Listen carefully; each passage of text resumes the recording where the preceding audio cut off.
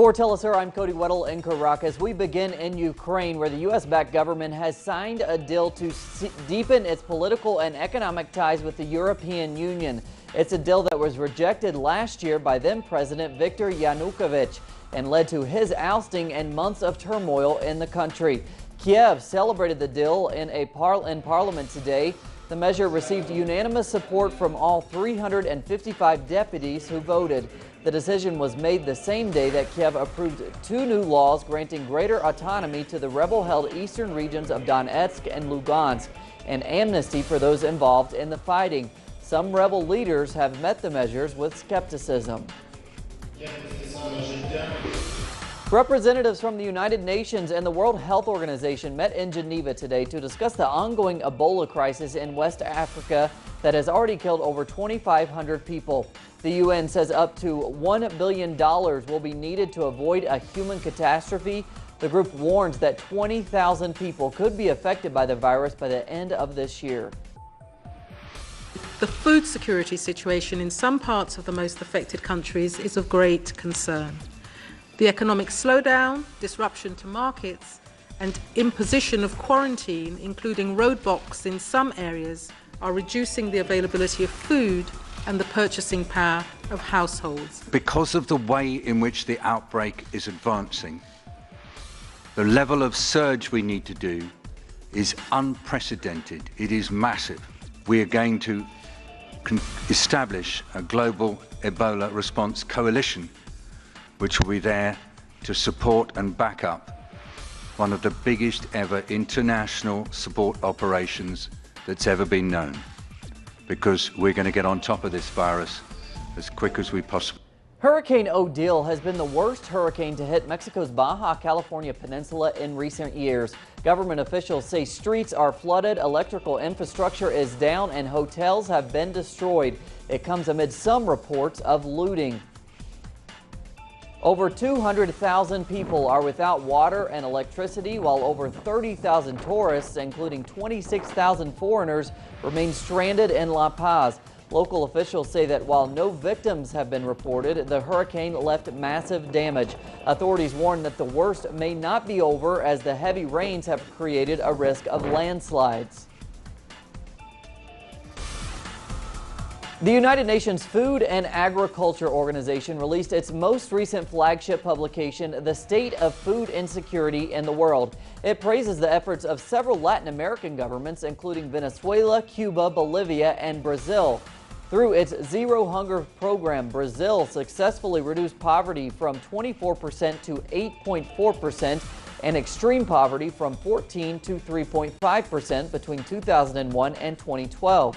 The income of the poorest 20% grew 3 times that of the richest 20%, and the proportion of undernourished people decreased from 10.7% of the population to 5%. In 2013, Brazil spent $35 billion in food security and nutrition programs. Honduras celebrated its 183rd independence anniversary with events throughout the country. Our correspondent there, Gerardo Torres, has the latest. Central America commemorates its 193th anniversary of independence from Spain, and as usually, the high school parade is the main attraction. In Tegucigalpa, Honduras, 2 parades are taking place. In one hand, the official one, and in the other hand, the popular resistance that goes out on the street with the social movement in some other high schools, claiming that the independence hasn't yet arrived fully to the region. Gerardo Torres, Telesur, Central America. And thanks to Gerardo, the United Nations, Israel, and the Palestinian Authority have reached a deal to allow the reconstruction of the Palestinian enclave to begin. The reconstruction of Gaza will cost over $4 billion and take at least 5 years. That's dependent on Israel permitting the free movement of construction materials. The UN will monitor the use of materials. Many hope the agreement will help curb Palestinian economic deterioration in Gaza. The 50-day Israeli offensive destroyed over 1,500 buildings in Gaza. There is disappointment in Gaza because the local conference of the reconstruction of Gaza has been delayed to November 3rd, while the population mourns the drowning in the Mediterranean of 200 Palestinians who were attempting to arrive in Europe in search of a better life. Gaza woke up on a tragedy today. After hearing the news of the drowning of a boat, there was 500 immigrants in this boat that left Egypt from Alexandria's port, and they were heading to Italy. It's a new way for illegal immigrants to reach Europe from Egypt and from the Middle East. It's estimated that over 100, even over 200 people from whom that were on board this boat are Palestinians. Only 4 Palestinians were found alive and they were rescued. They are in, some of them are in Malta and some of them are in Italy now. But until now, there is more than 500 bodies that is still missing in the Mediterranean Sea. This boat drowned 3 days ago. However, the police and the services only got the signals late yesterday. At the same time, there's many things that is busying the minds of Gazan, which is two of the most important things are the fact of the reconstruction of Gaza. A conference